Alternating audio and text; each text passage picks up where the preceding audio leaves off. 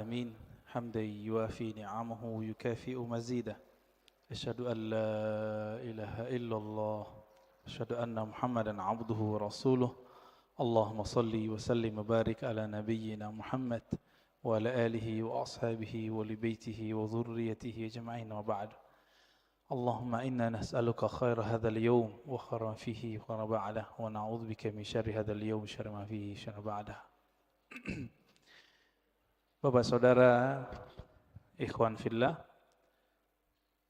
banyak orang mendengar kalam ini. Siapa yang kenal dirinya maka kenal Tuhannya. Sering dengar ya? Man 'arafa nafsahu faqad 'arafa rabbahu. Siapa yang kenal dirinya, dia pasti kenal Tuhannya, Rabbahu. Imam Ibnu Qudamah itu menyebutkan redaksi yang berbeda. Man 'arafa qalbahu, 'arafa rabbahu. Siapa yang mengenal qalbunya, maka dia akan kenal yang membolak-balik qalbunya, yaitu Allah Subhanahu wa ta'ala. Ada yang bertanya, ini hadis atau bukan? Nah, ini pertanyaannya dua sebenarnya. Ini hadis atau bukan, lalu maknanya apa? Setelah kita teliti, ilmu hadis itu, Bapak Saudara Allah, jika kita buat pemetaan, ilmu keislaman, bahkan semua ilmu di dunia, itu dapat dirumuskan jadi 4 cara mengetahuinya. Disebut epistemologi. Bahasa Arabnya madarikul ulum. Bagaimana cara mengetahui suatu hal? Yang pertama lewat indera, bukti-bukti fisik. Yang kedua, akal. Kita pikirkan, kita tahu. Yang ketiga, kita tes. Yang keempat, pakai spiritual, pakai rohani. Ilmu hadis itu yang pertama. Jadi ilmu hadis, dia ilmu bukti fisik. Mesti didengar, mesti ada bukti fisiknya. Maka secara ilmu hadis, hadis ini tidak bersumber dari Rasulullah sallallahu alaihi wasallam. Dari siapa ketemunya? Ternyata ketemu perkataan seorang ulama salaf namanya Yahya ibn Mu'az ar-Razi. Yahya bin Mu'az ar-Razi. Yahya bin Mu'az ar-Razi ini ulama ahli qalbu di zamannya. Beliau wali besar. Kalam-kalamnya itu bukan lagi kalam kayak kita. Dia jika berkalam, kalamnya itu hampir mirip dengan kalamnya Nabi sallallahu alaihi wasallam. Sehingga dikira ketika dia berkalam begitu, itu kalamnya Rasulullah sallallahu alaihi wasallam. Itu secara apa? Ilmu hadis. Siapa yang mengatakan itu? Imam Nawawi. Lalu diikuti oleh Imam Suyuti dan imam-imam yang lain. Jadi secara ilmu hadis gak ketemu di Sahih Bukhari, gak ketemu di Sahih Muslim, gak ketemu di Sunan Abu Dawud, Tirmizi, Nasai, gak ketemu. Ketemunya di perkataan-perkataan ulama. Nah, jadi tolong Bapak saudara Allah yang hobi ngaji tasawuf, harus tahu bab ini secara ilmu hadis. Ilmu hadis pendekatannya bukti fisik, disebut dengan empirik. Ya. Tapi ada seorang imam namanya Ibnu Arabi yang beliau menggabungkan ilmu zahir dan batin. Beliau ini ahli hadis, tapi lebih dikenal sebagai ahli qalbu. Guru hadisnya ratusan.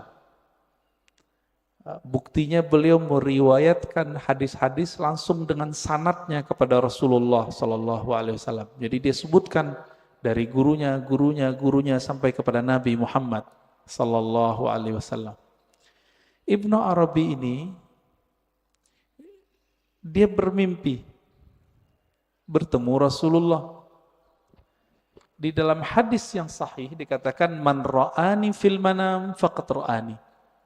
Siapa yang bertemu aku dalam mimpi, dia betul-betul bertemu aku. Fa inna syaitana la yatamatsalu bi. Karena syaitan tidak dapat menyerupai aku. Ibnu Arabi mengatakan ciri-ciri wali Allah itu kalau dia mimpi, dia sadar dia lagi mimpi. Ibnu Arabi mimpi ketemu Rasulullah dan dia sadar ini pasti mimpi karena Rasulullah sudah wafat. Lalu apa yang beliau lakukan? Beliau bingung dengan hadis yang tadi. Secara ilmu hadis tidak ketemu sumbernya. Maka beliau katakan, wahai Rasulullah, kata ahli hadis, ini enggak ada sumbernya, bukan kalam engkau. Apakah benar demikian?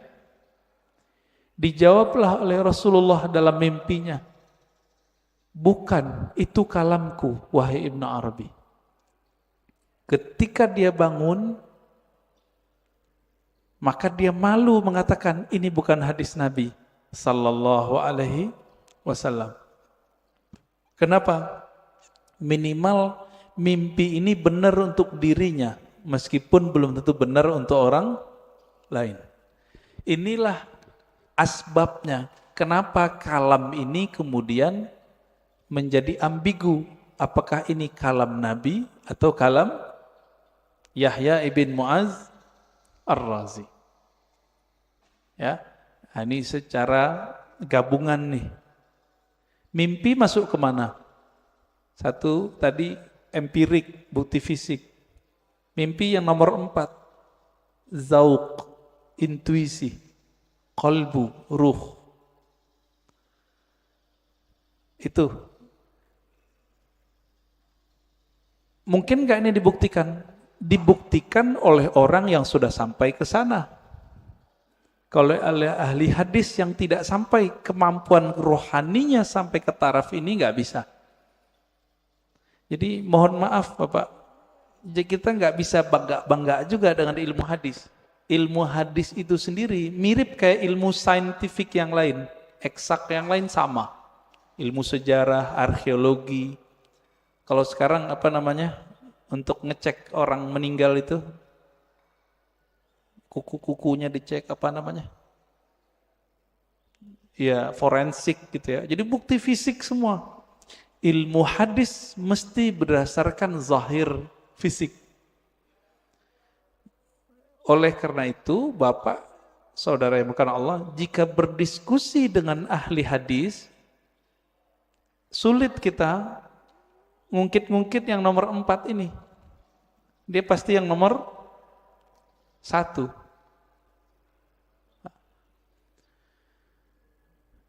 Coba lihat kalamnya. Siapa yang kenal diri, kenal Allah. Isinya benar gak? Bagus gak kalamnya? Bagus. Berarti secara ilmu hadis, tidak semua kata-kata yang bagus, kata-kata yang benar itu kalam Nabi.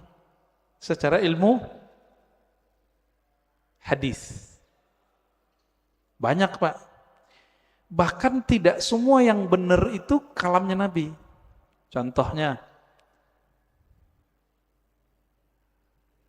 Monas di Jakarta, benar nggak? Saya bilang, Nabi bersabda, Monas di Jakarta. Jadi palsu nggak? Jadi hadis palsu deh Pak.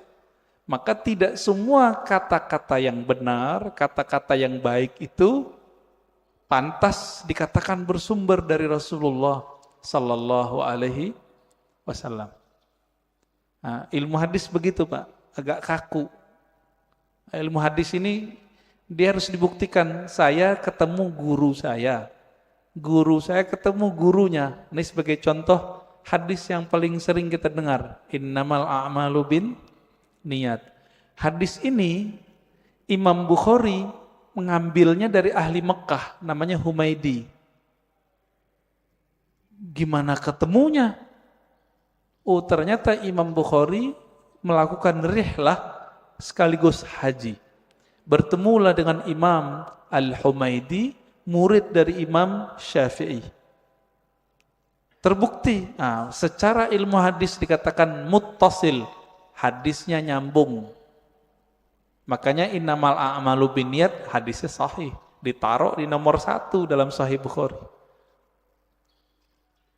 Imam Bukhari sering mimpi ketemu Rasulullah, iya, tapi mimpinya dia tidak taruh di bab hadis.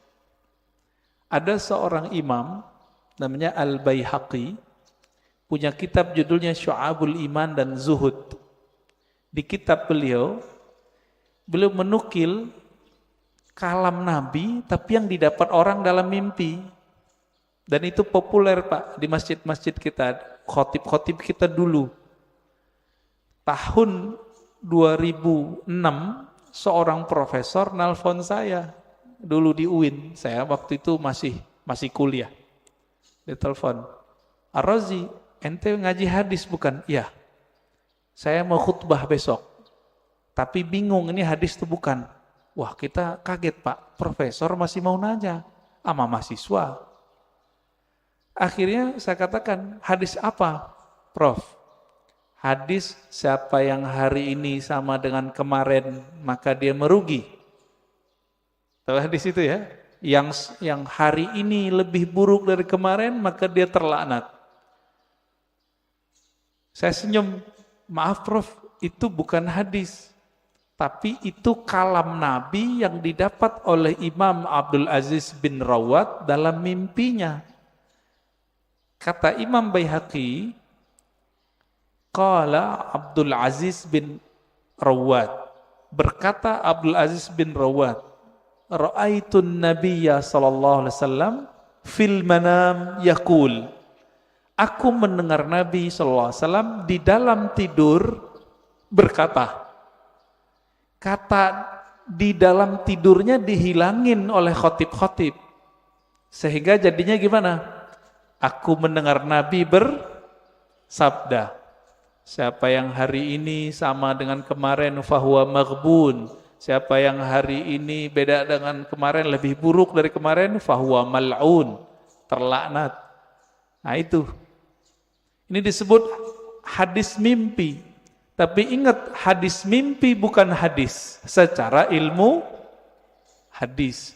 Tapi kalau versi yang keempat itu hadis Pak. Maka versi keempat hadis Nabi gak berhenti. Sampai sekarang berlanjut. Menurut versi yang keempat. Dari mana buktinya? Buktinya Nabi sendiri mengatakan, siapa yang bertemu aku dalam mimpi, dia betul-betul bertemu aku.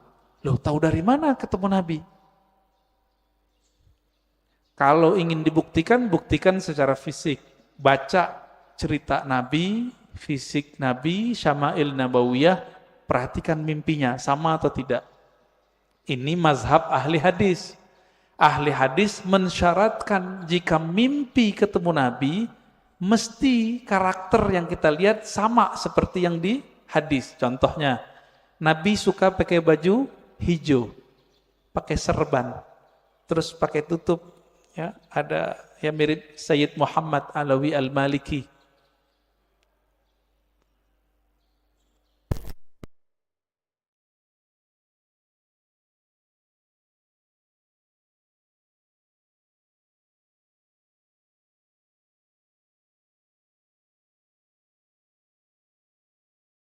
Sir rahasia di dalam ini nggak pernah bohong. Ma kadzabal fuadu ma ra'ah. Dalilnya itu.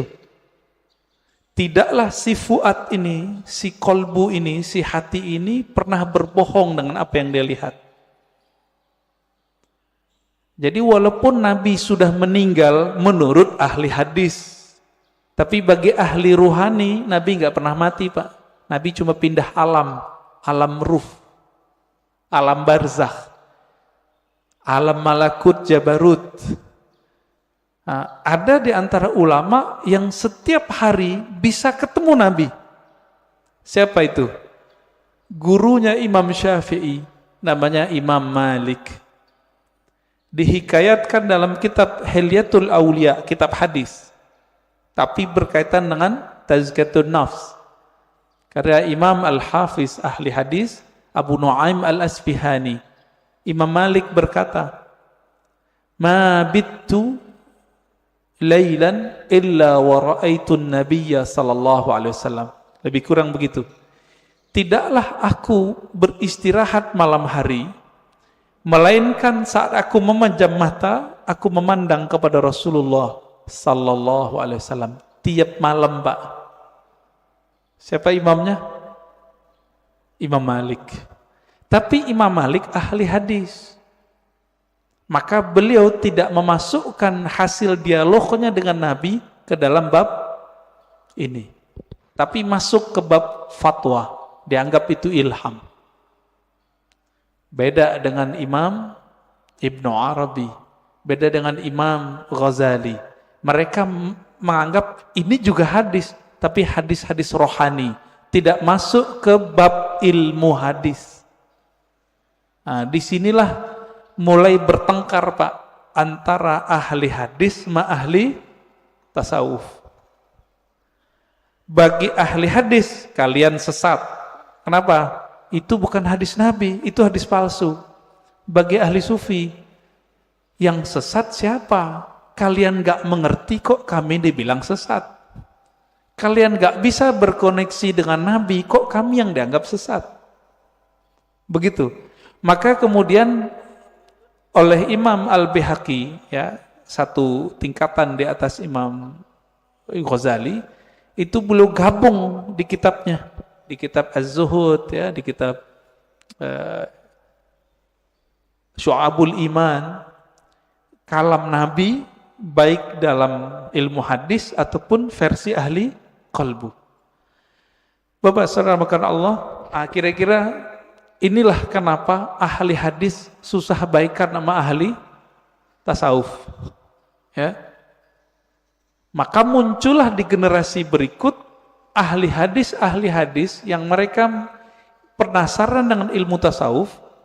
Sebaliknya, ahli tasawuf yang penasaran dengan ilmu hadis. Nah, maka di zaman setelahnya muncul sufi muhaddis sufi. Muncul begitu. Nah, ini terlihat dari imam siapa? Imam As-Subki. Dia ahli hadis juga murid Ibnu Athaillah Sakandari, pengarang Hikam. Ini kitab kecil yang saya bawa, Ibnu Qayyim, dia ahli hadis, belajar tasawuf. Muncullah kitab-kitab tasawufnya banyak sekali. Madarijus Salikin, Al-Wabilus Sayyib, Iddatus Sabr, Raudatul Muhibbin, banyak sekali kitab tasawufnya. Puncaknya nanti ada pada Imam Murtada Zabidi, ahli hadis juga ahli sufi. Nah, terlepas dari itu Bapak salamakan Allah, perbedaan itu sampai sekarang masih ada. Ya. Makanya sekarang istilah ahli hadis ini diambil oleh sekelompok orang dan menamakan dirinya kelompok sunnah. Boleh enggak? Ya boleh-boleh aja. Tinggal bukti aja sanadnya, ya. Punya sanad enggak kepada Rasulullah sallallahu alaihi wasallam? Karena ilmu hadis ilmu sanad, enggak punya sanad kazzab, maka dia pembohong. Lalu benarkah kalam man arafa nafsahu faqad arafa rabbahu? Kita sudah katakan tadi, itu benar. Terlepas dari ini kalam Nabi atau bukan. Kalam ini sudah menjadi kaidah dalam ilmu tazkiyatun nafs, ilmu tasawuf, ilmu kerohanian. Lalu apa maknanya? Siapa yang kenal dirinya, maka dia kenal Tuhannya. Antum nih teman-teman, namanya misalnya Abdullah, dikasih bapaknya Abdullah. Mengenal diri itu mengenal tubuh si Abdullah atau kenal yang mana? Sekedar mengenal jasad? Tentu tidak. Lalu kenal apa ini? Kenal yang mana ini? Bukan yang jasad ini. Kan banyak juga Pak, anak-anak udah 7 hari nggak punya nama. Bapaknya datang ke kita. Tat, kasih nama dong anak saya. Berarti nama jasad ini itu bisa dibuat, bisa dirubah, Pak. Sebelum kita masuk ke tubuh ini, kita punya nama. Benar nggak punya nama? Kita lahir di dunia, yang ngasih nama siapa? Orang tua, guru. Sebelum kita masuk ke dunia ini, kita di alam ruh. Allah mengatakan, alastu birabbikum, bukankah aku Rabbmu? Allah memanggil kum, kamu. Berarti kita ada nama, Pak. Cuma nama ini disimpan di dalam dada Rasulullah Sallallahu Alaihi Wasallam. Kita nggak tahu.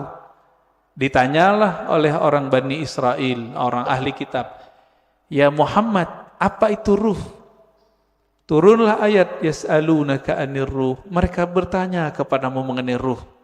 Katakanlah ruh itu urusan Allah. Kamu tidak diberi ilmunya kecuali sedikit. Sedikit di situ, wa ma utitum minal ilmi illa qalila. Sedikit menurut siapa? Menurut saya, menurut Nabi, menurut Bani Israel, atau menurut Allah? Menurut Allah. Maka sedikit menurut Allah itu banyak menurut kita. Orang kaya di Indonesia bilang, saya ngeluarin uang dikit, dikitnya itu udah 100 triliun, Pak. Apalagi raja di raja alam semesta ini, Rabbul Alamin, Allah Subhanahu wa Ta'ala. Ilmu ini disimpan dalam dada Rasulullah. Ada sahabat yang dikasih tahu, ada yang tidak. Maka Nabi itu bisa ngerti, Pak, dengan izin Allah. Ada orang nih jihad, kayaknya paling kuat, kayaknya paling banyak bunuh musuh.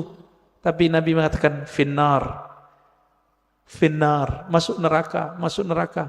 Kenapa? Nabi tahu namanya sudah ada di neraka, nggak dihapus dari neraka.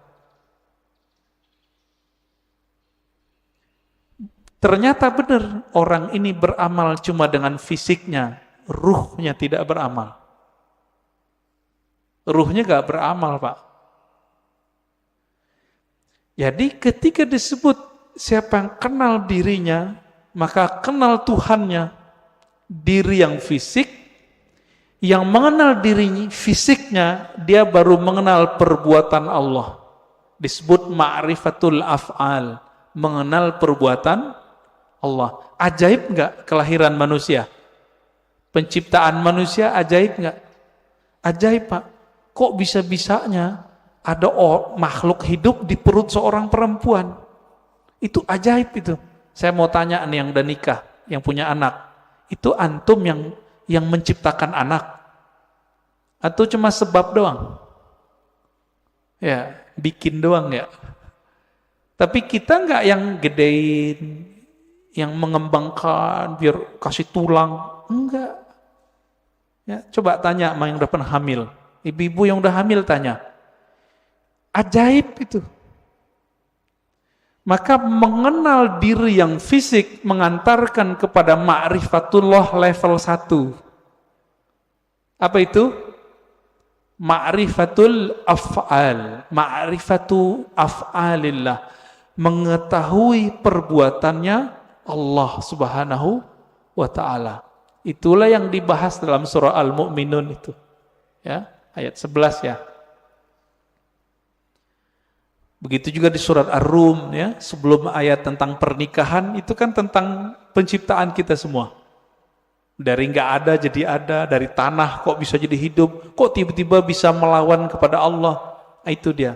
Namanya ma'rifatu fi'lillah. Jadi kalau ada ahli biologi, ahli ilmu-ilmu eksak tidak mengenal Allah lewat ini, lewat dia, berarti dia tersesat, nggak mengenal Allah. Itu satu. Diri yang fisik. Nah, kita punya diri yang disebut dengan nafs tadi. Jadi nafs itu sendiri artinya ada nafs fisik, ada nafs jiwa. Orang kita nyebutnya sukma, perasaan, nah itu masuk di situ. Yang bilang saya emosi, nah itu dia.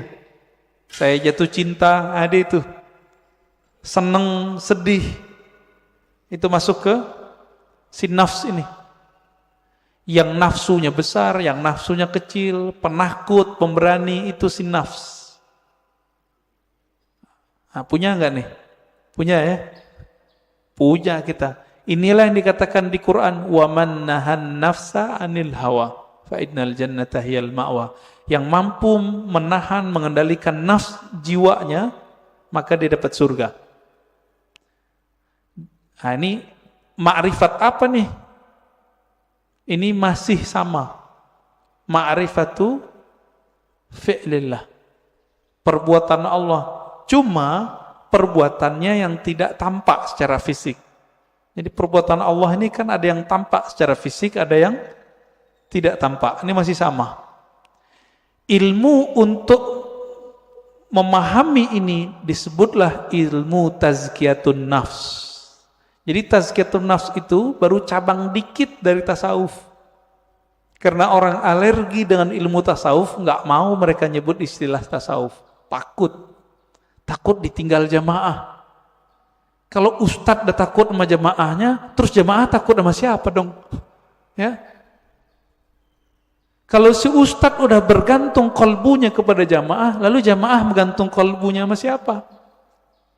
Jadi kalau ada di antara antum yang ustadz, dai, jangan dai ngikutin murid, jangan guru ngikutin selera murid, murid yang ngikutin guru. Gitu seharusnya. Kalau enggak, itulah yang Nabi lakukan. Nabi enggak diikuti oleh ahlu Mekah, maka beliau berhijrah.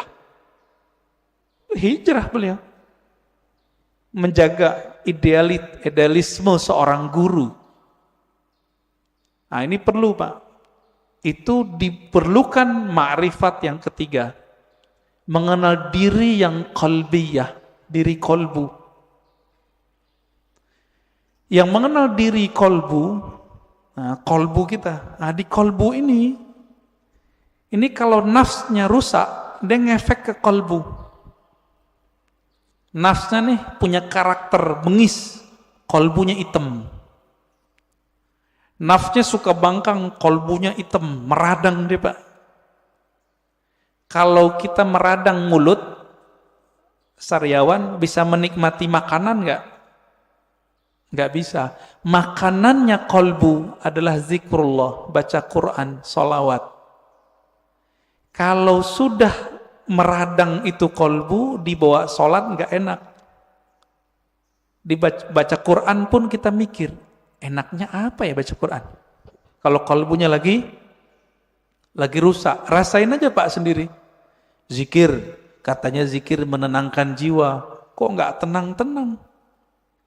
Malah tambah bingung, malah tambah syak. Zikir itu bening. Benar gak? Zikir bening Pak. Kolbu itu wadahnya zikir. Sehingga nanti dia bisa menyantap.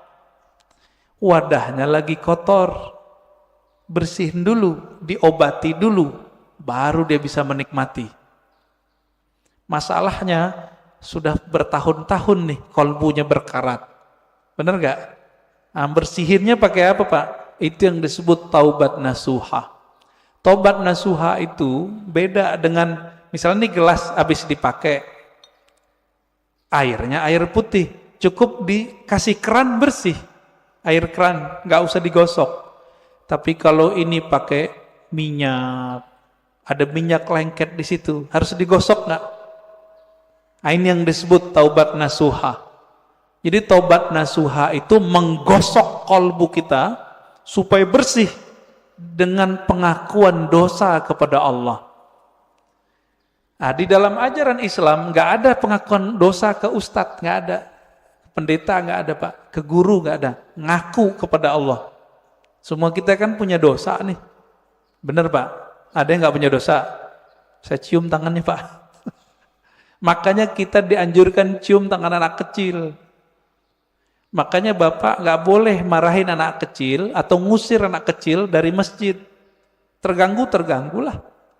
Kenapa? Nabi lagi khutbah Jumat. Hasan Husain datang, turun, diambil, digendong.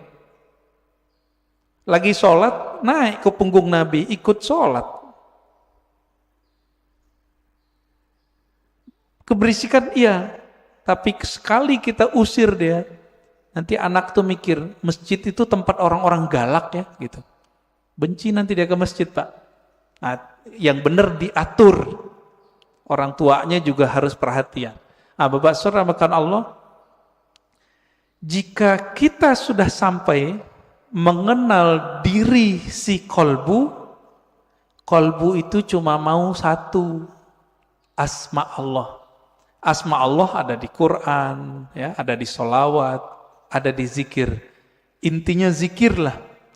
Semakin banyak kita mengenal nama Allah, semakin banyak makrifat di dalam kolbu.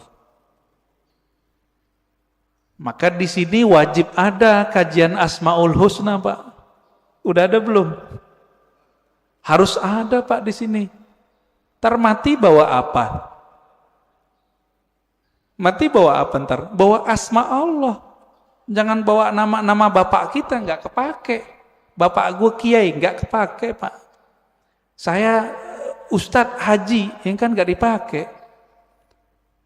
Habib pun nggak laku, Pak, dikubur. Bapak ini keturunan Rasulullah, nggak laku dikubur kalau nggak bawa ma'rifat.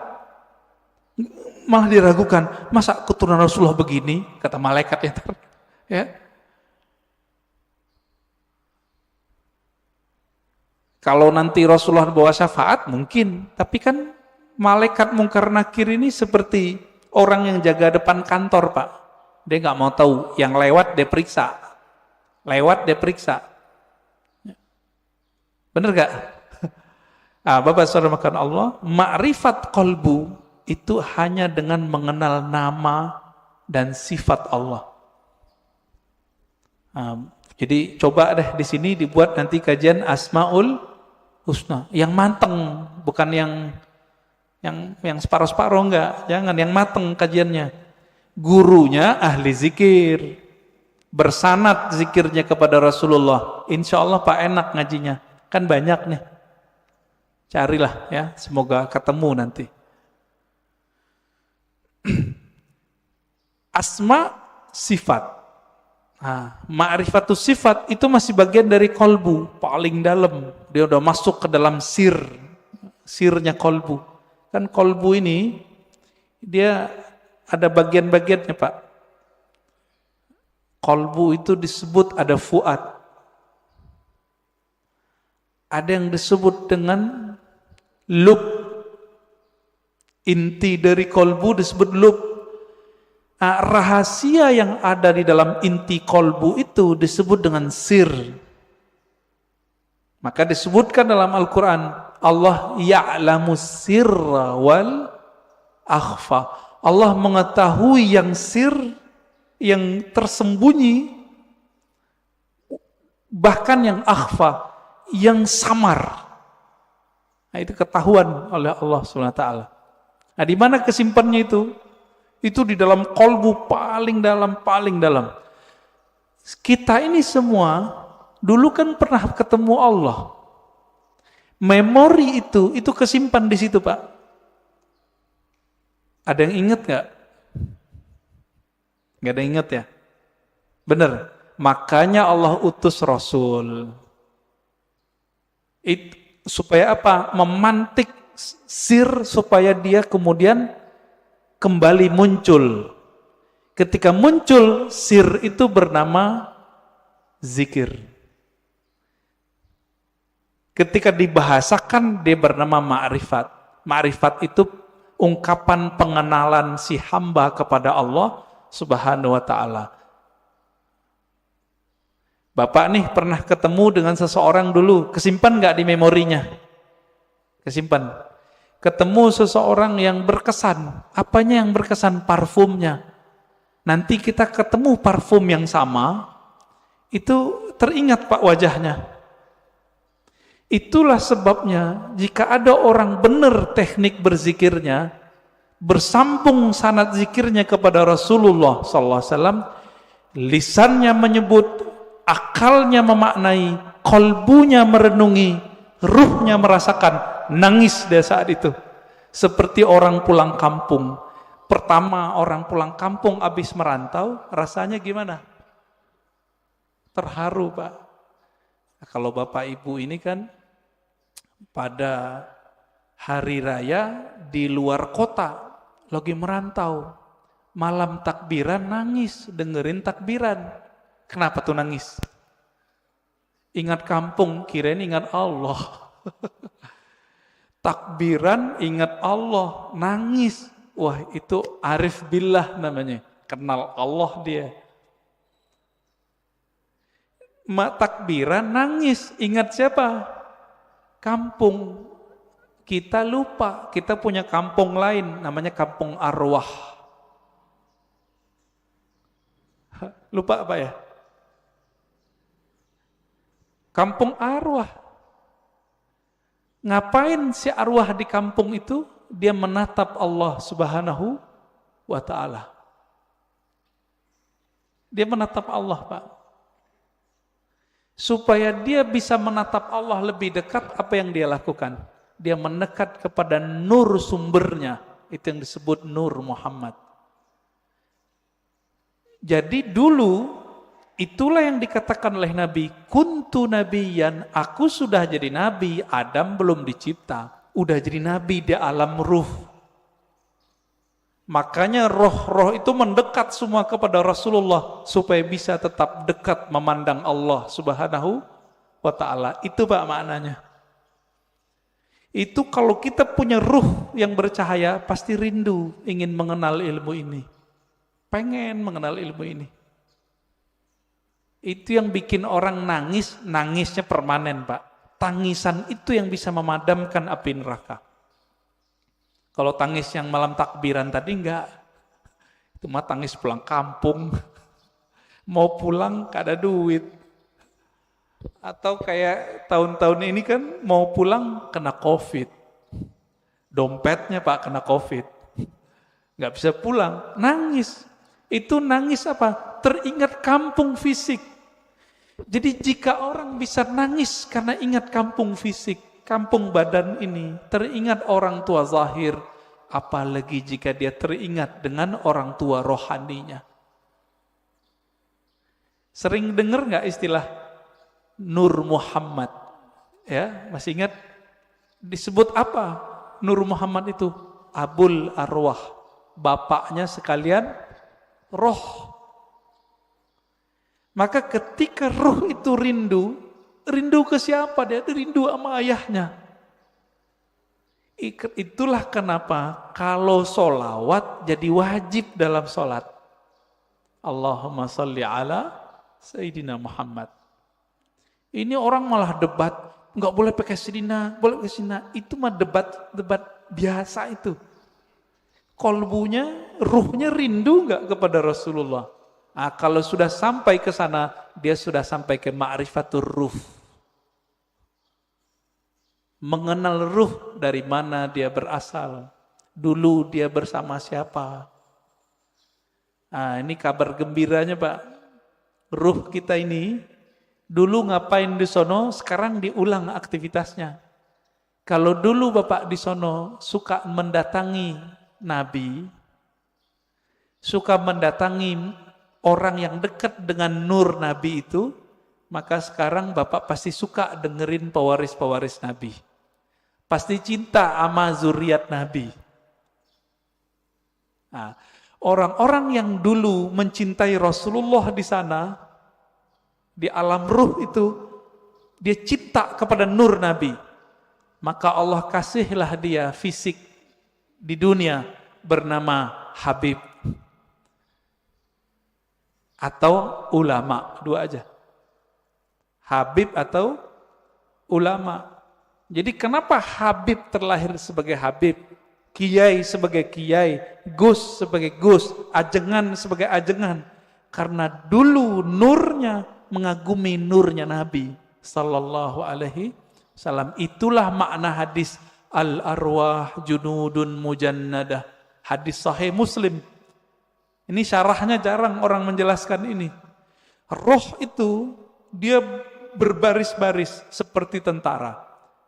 Nah, dulu nih Bapak kalau dibukakan pintu kolbunya, itu bisa lihat Pak, dulu kita seperti ini di sono, ngumpul Pak seperti ini. Bapak kenapa sebut masjid ini Masjid Nabawi? Karena merindukan Nabi Sallallahu Alaihi Wasallam. Semoga para pewakaf, pendiri, pengurus diberkahi oleh Allah, diberi rindu kepada Rasulullah. Bahkan sebelum wafat Allah kasih mimpi ketemu Rasulullah Sallallahu Alaihi Wasallam. Amin. Pasti bisa Pak. Rasulullah kan nggak mati beliau. Cuma pindah alam. Kalau kita bisa mati sebelum mati, bukan bunuh diri loh Pak ya. Mati sebelum mati itu apa? Mampu memilah ini alam jasad, ini alam pikiran, ini alam kolbu, ini alam ruh. Mampu dia berzikir, bertahan, bisa dia ketemu Rasulullah Sallallahu Alaihi Wasallam. Bisa Pak. Dulu Sayyid Muhammad Alawi Al-Maliki kalau mau ngapa-ngapain itu nanya sama muridnya, masih hidup, saya nggak usah sebut namanya, kalau disebut ntar jadi orang mengkultuskan beliau nanti.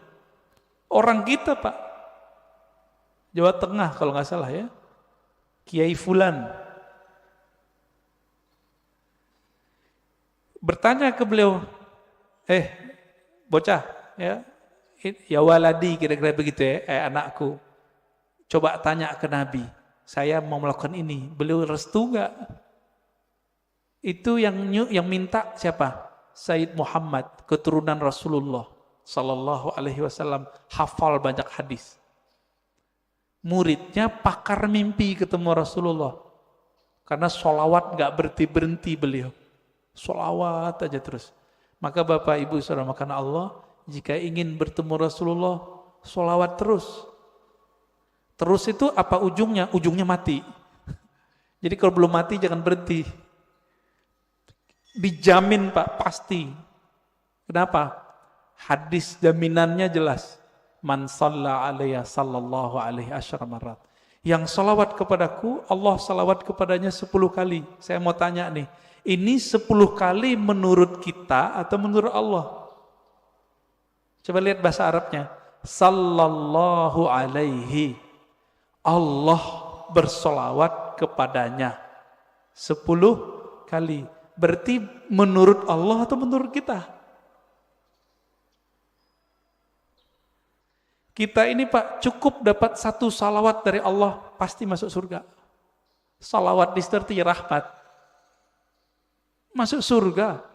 Kalau 10 ketemu Rasulullah Sallallahu Alaihi Wasallam. Ketemu Rasulullah pasti. Maka Nabi mengatakan, ini garansi Rasulullah. Orang yang paling dekat kepadaku nanti. Siapa? Aksaruhum salatan bi. Yang paling banyak bersolawat kepadaku. Inilah media kalau mau ketemu Rasulullah. Bisa. Siapa yang bilang gak bisa? Ya. Nabi mengatakan, nanti di akhir zaman ada Dajjal. Seandainya aku hidup saat itu, akulah hajijun alaikum, akulah pembela kalian. Secara fisik, Nabi nggak ada Pak. Tapi kan pewarisnya ada. Pewarisnya itulah yang disebut Al-Imam Al-Mahdi. Imam Mahdi, apa kata beliau? Namanya seperti namaku. Nama dalam bahasa Arab, ismun. Ismun artinya tingkatan dan kemuliaan, bahkan ilmu. Itu artinya. Bukan Muhammad bin Abdullah. Muhammad bin Abdullah mah banyak habaib namanya dari dulu Muhammad bin Abdullah, tapi bukan Imam Mahdi. Ya. Ini sekarang banyak yang kajian akhir zaman tapi terjebak pada riwayat ahli hadis fisik. Tidak mempertimbangkan ahli rohani. Nah, ini kesalahan besar kajian akhir zaman hari ini. Akhirnya yang terjadi cocok logi. Kita berterima kasih, syukron ya, terima kasih para asatis akhir zaman, antum telah membuat kita aware, sadar mengenai hadis akhir zaman. Cuma kadang nggak cocok. Hidungnya lurus gitu ya. Itu mah ciri fisik habaib rata-rata begitu hidungnya. Ya. Bukan itu kalau mengenal Rasul. Rasul itu kolbunya yang mau dilihat. Berarti ini yang disebut ismun tadi. Ya. Maka yang keempat itu Bapak selamatkan Allah. Siapa yang mengenal ruhnya, maka dia mengenal Allah secara hakiki. Dia mengenal Rasulullah secara hakiki. Nah, semoga kita sampai ini nih, keempat. Mengenal ruh, walaupun sedikit menurut Allah itu kan banyak bagi kita. Setetes saja Allah beri, itu udah lautan bagi kita. Ya. Nah, caranya banyak-banyak aja Pak, sholawat. Bapak ini kan mohon maaf ya, pemalas ngajari guru, maunya didatangin guru mulu, ya enggak? Carilah guru yang bisa mengajarkan zikir ma'rifatullah. Nanti diajarin Pak, cara berselancar kepada Allah. Tapi kalau masih males, udah sholawat aja dulu. Nah, nanti sholawat ini nurnya akan membimbing kita. Insya Allah ya. Jadi lebih kurang makna ringkas dari man arafa nafsahu faqad arafa rabbahu, 4 level ini. Ya, tinggal dilihat kita bagian yang mana. Ya. Semoga kajian ini bermanfaat. Silakan kalau ada tanya jawab ya.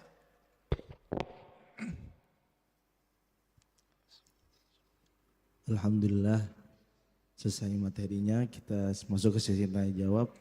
Mungkin saya tanyakan dari akun YouTube An-Nabawi TV. Ada 5 pertanyaan nih, tapi tidak semuanya dipilih, yang terbaik. Yang pertama, mohon penjelasan Buya tentang perkataan bahwa telinga yang berdenging adalah nama kita disebutkan di alam malakut, maka bersolawatlah. Mohon penjelasannya tentang perkataan ini, jazakallah. Yang kedua Buya, betulkah hadis surga di bawah telapak kaki ibu itu hadis palsu? Mohon penjelasannya Bu. Iya. Demikian dari YouTube, itu aja yang terbaik Bu. Yang pertama tentang kalau telinga berdenging, nama kita disebut di alam gaib malakut. Ya. Itu yang hadisnya dinukil oleh Imam An-Nawawi dalam kitab Al-Azkar. Hadisnya lebih kurang hasan, tapi tidak menyebutkan mengenai alam malakut. Nabi cuma mengatakan, siapa yang telinganya berdengung, lebih kurang begitu, maka bacalah basmalah. Lalu ada doanya, zakaraniallahu bi khairin, semoga Allah menyebutku dengan yang baik. Itu maksudnya, bahkan bukan malakut saja, semoga Allah menyebutku dengan yang baik. Berarti lebih dari jabarut, lebih dari semuanya. Kalau Allah berbicara di mana? Karena Allah nggak petu tempat. Nah, ini yang disebut qadim. Ya, qadim. Tapi bisa saja kalam Allah disampaikan ke alam-alam yang lain. Wallahu ta'ala alam. Itu maksudnya. Hadisnya hasan. Ya. Yang kedua, oh ya, surga di bawah telapak kaki ibu. Kalau kalimatnya begitu, iya, bukan hadis Nabi. Tapi yang ada di hadis Nabi, ridhonya Allah di bawah ridhonya orang tua, itu hadisnya. Ya, kemudian yang semakna dengan itu ada di hadis Imam Al-Hakim. Ada. Tapi kalimatnya bukan di bawah kaki gitu, enggak seperti itu di hadis yang ininya. Ya. Dua lagi Bu ya boleh. Fadhal. Kalau aneh nggak tahu, aneh bilang nggak jawab ya, nggak ngerti gitu. Yang kedua, yang ketiga dan yang keempat, bagaimana cara kita mengalahkan nafsu ketika masa-masa futur? Yang kedua, Buya, untuk bab akidah, hakikat Allah dan arafa rabbahu ulama sepakat harus memakai dalil hadis sahih untuk hujjah. Lalu bagaimana dengan hadis dari mimpi tadi bisa dihujjah akidah? Oke, bagus. Yang pertama tadi tentang cara mengalahkan nafsu. Di Quran itu kalimatnya cuma naha. Naha itu bukan mengalahkan. Naha, apa arti naha? Melarang. Jadi naha itu kita mampu melarang jiwa. Ini yang disebut mengontrol. Gimana caranya? An-nafs itu tidak bisa dizikirkan, dia cuma bisa dikontrol. Jika berkaitan dengan hawa nafsu, itu urusannya dengan makan. Maka jaga makannya, jangan yang haram dan jangan banyak. Jangan banyak ya. Jika berkaitan dengan syahwat yang besar, maka kurangi makan-makan yang membuat libido kita tinggi. Yang paling ringkas ya puasa. Puasa itu paling bagus. Jadi tidak ada lagi setahu saya yang paling kuat untuk mengolah nafsu jiwa kecuali puasa. Nggak ada lagi Pak. Coba cek Bapak ini kalau puasa, jalan. Ngelihat yang bening-bening nggak berani. Wah lagi puasa, gitu Pak. Coba aja tuh. Kalau nggak puasa, haji mumpung. Ya, tafadhal. Yang kedua tadi, udah ya? Bab hakikat Allah. Oke. Hakikat Allah tidak diketahui kecuali oleh Rasulullah Sallallahu Alaihi Wasallam. Termasuk nanti Imam Mahdi itu mengerti hakikatnya Allah, ya, karena beliau pewarisnya Nabi. Plek apa yang Nabi tahu ada di dalam kolbunya. Tapi bagaimana dengan mimpi? Bagaimana dengan kaedah tadi? Untuk hujjah akidah mesti hadisnya sahih. Bahkan mesti mutawatir oleh sebagian ulama. Itu bab ilmu akidah. Ilmu akidah babnya bab akal. Ilmu akidah bab akal. Oke, kalau mimpi tadi bab mana? Yang nomor 4. Ya, orang ahli akal nggak percaya sama mimpi. Orang yang jago mimpi ketawa sama ahli akal, ilmumu segitu aja. Nah, jadi kita nggak perlu membantah. Ini dua jalur yang berbeda, gitu. Nabi SAW mimpi nggak? Mimpi Pak. Wahyu pertama yang turun ke Nabi itu mimpi. Hadis Sahih Bukhari, kitab Bad'il Wahyi.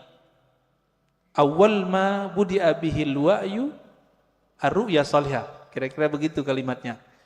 Wahyu pertama yang turun itu bukan Quran. Yang pertama turun cahaya turun kepada qalbu Nabi sehingga beliau melihat mimpi yang indah.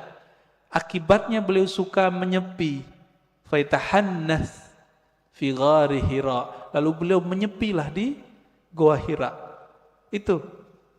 Jadi kalau kita menolak bab mimpi sama dengan menolak bab wahyu. Ingat, mimpi siapa nih? Mimpi waliullah, mimpi nabiullah. Kalau mimpi bapak, ibu mungkin ya. Kita tolak aja ya.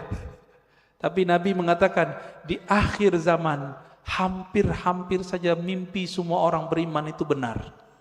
Pada beriman gak sih? Beriman gak? Beriman gak? Benar ke siapa? Ke Allah, ke Rasulullah. Rasulullah mengatakan salah satu warisan kenabian itu adalah ar-ru'ya as-salihah. Ar-ru'ya salihah juz'un minan nubuwah. Hadis Imam Tirmizi, hadis sahih. Ya. Jadi ahli kolbu itu jaga benar. Ternyata Imam Bukhari, Imam Tirmizi, imam-imam itu menghargai mimpi, maka mereka buatlah satu bab, satu kitab dalam sahih mereka, kitab Ta'birur Ru'ya. Imam Bukhari punya kitab itu. Dalam Sahih Bukhari, bab mengenai takbir mimpi. Kenapa Pak? Ternyata sahabat Nabi setiap ba'da subuh setoran mimpi yang bening-bening itu kepada Rasulullah. Mimpi malaikat, mimpi melihat ada cahaya dari langit. Itu mereka cerita kepada Rasulullah. Kiai sekarang kan nggak bisa begitu, Pak. Wah, bunga tidur, nggak ngerti, bilang aja nggak ngerti, jangan dibilang bunga tidur. Ilmu mimpi itu ilmu yang mustakil, dia ilmu permanen dan berdiri sendiri. Dia nanti berkaitannya dengan ilmu rohani, ilmu tasawuf. Jadi tidak berbenturan dengan ilmu akidah. Gitu ya. Lagi Buya boleh. Tadi Buya membahas tentang mimpi. Bagaimana menurut Buya kalau saya pernah bermimpi Rasulullah SAW, amin, dan melihat beliau seperti jatuh cinta, tapi tidak terlalu detail melihat mukanya. Iya. Kita sudah bacakan hadisnya tadi. Nabi bersabda, "Man ra'ani fil manam faqad ra'ani." Bahkan ada satu riwayat, faqad ra'al haq. Siapa yang bermimpi bertemu aku, maka ia telah melihat al-haq, kebenaran. Bahwa itu benar-benar Nabi sallallahu alaihi wasallam. Tapi kok kurang jelas? Kurang jelas itu karena ma'rifatun nabinya kurang jelas. Karena mengenal nabinya masih kurang detail, maka melihat nabinya masih samar. Bahkan ada teman kita yang mimpi, Nabi itu nggak mau noleh, Pak. Nggak mau noleh. Cerita ke saya nangis-nangis. Tad, Rasulullah marah sama saya ya.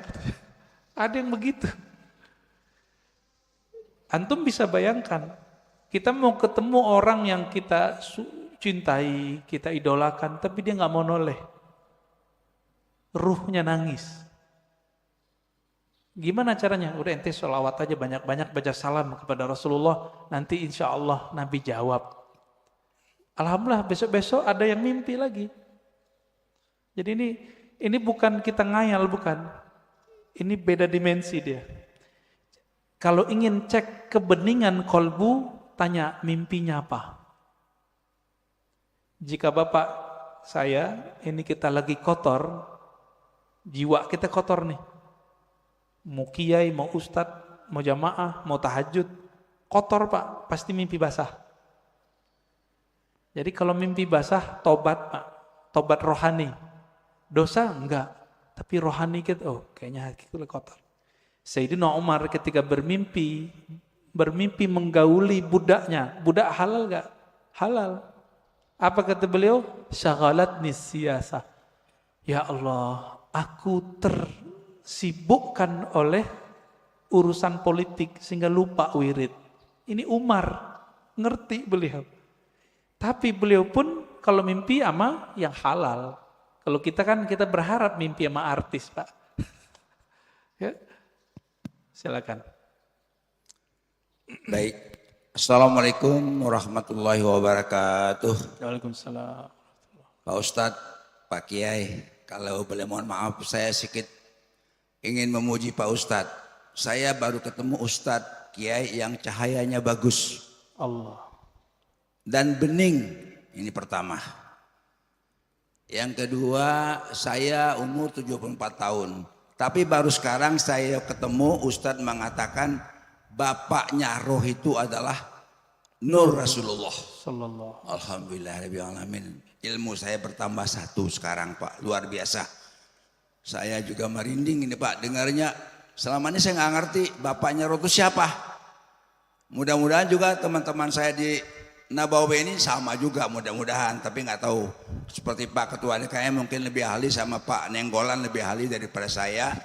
Dia tahu kalau saya 74 tahun umur nggak tahu bapaknya roh saya siapa.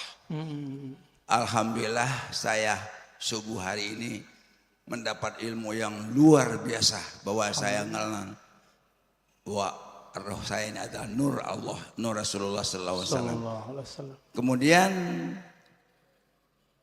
tadi kalau anak-anak Basir sudah bertanya, bagaimana kalau saya selalu selawat, selalu merinding atau apa namanya bulu kuduk. Ini kalau bahasa orang Sumatera, Bang Palembang tuh bulu kuduk Pak, bulu kuduk, kayak gemetar gitu loh Pak. Itu kalau saya berselawat kepada Rasulullah.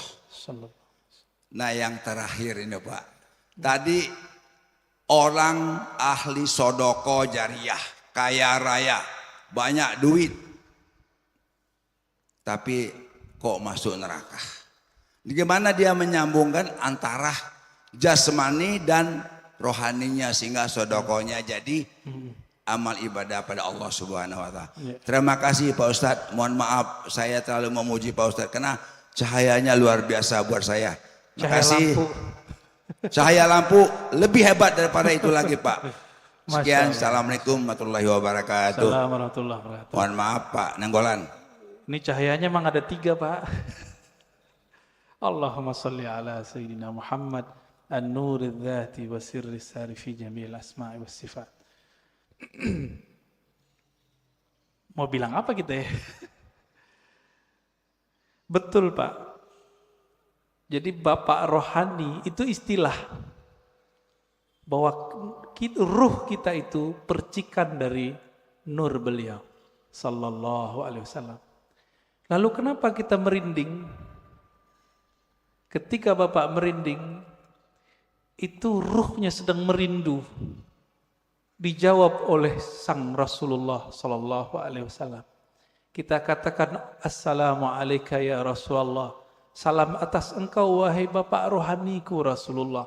Dijawab oleh beliau merinding Bapak. Ruh kita Pak yang yataqasyairu minhu juludul ladzina yakhshawna rabbahum. Kira-kira begitu. Di Quran surat Az-Zumar ayat 24 berapa itu ya? 22, 23 ya, 23 bergetar karena Al-Qur'an. Al-Qur'an itu hakikatnya ada pada siapa? Khuluquhul Qur'an kata Aisyah. Nabi Muhammad itu polanya, zahir batinnya adalah Al-Qur'an.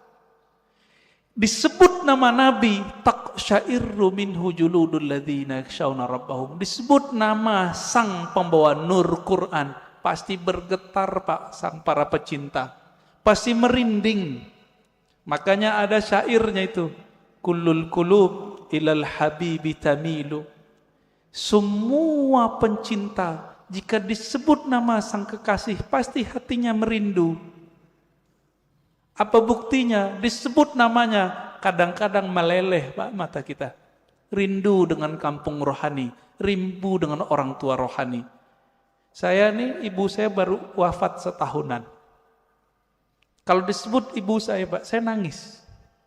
Padahal itu ibu fisik. Apalagi kita sebut nama Rasulullah sallallahu alaihi wasallam. Nama Nabi Muhammad sallallahu alaihi wasallam. Rindunya lebih dahsyat, tapi kita harus tahan. Maka lepaskanlah rindu itu dengan menyebut nama Nabi. Allahumma salli ala Sayyidina Muhammad an-nuril dhati wa sirri sari fi jamil asma' wa sifat. Assalatu wassalamu alaika ya Sayyidi ya Rasulullah. Kira-kira begitu Pak. Allahumma salli ala.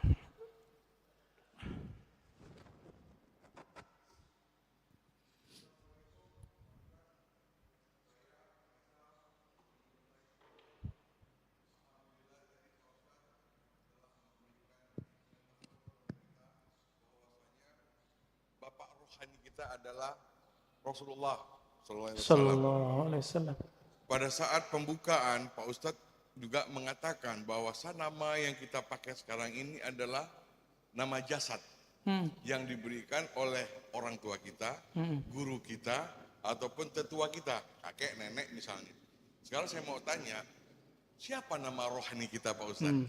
Yang dimana binnya adalah bin Muhammad Rasulullah SAW. Demikian. Assalamualaikum warahmatullahi wabarakatuh. Assalamualaikum.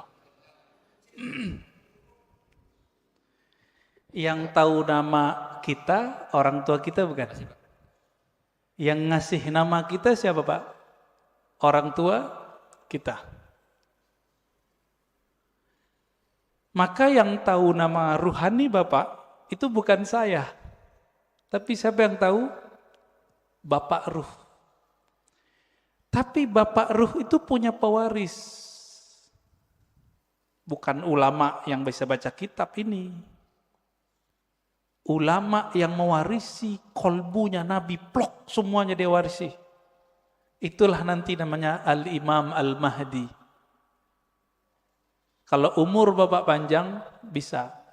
Jika belum muncul Imam Al-Mahdi, maka wali yang disebut wali ghaus. Jika di ilmu fikih disebut mujtahid mutlak.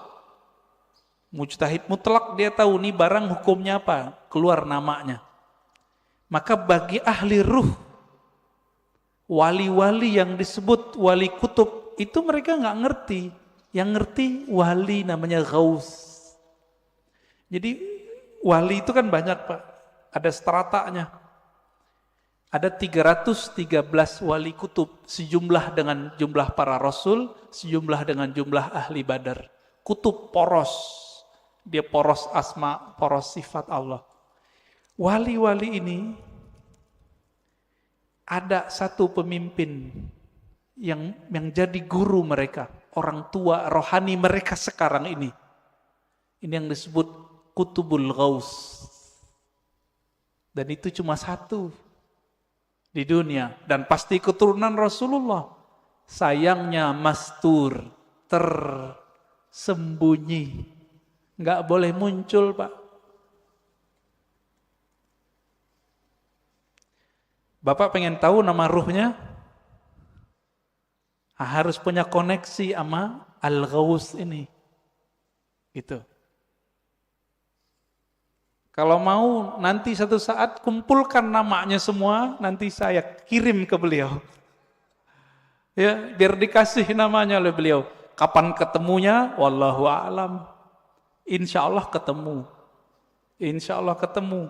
Para perindu Rasulullah pasti bertemu beliau. Bapak kalau mau silakan.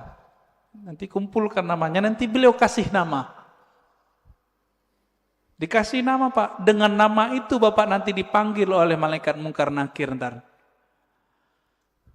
Nama dari ayah rohani yang disimpan oleh kalbu beliau. Kira-kira begitu. Waduh, ini udah berbicara jauh kita nih Pak ya. Ya, tafadhal. Boleh terakhir dari Pak Haji Adang untuk pertanyaan.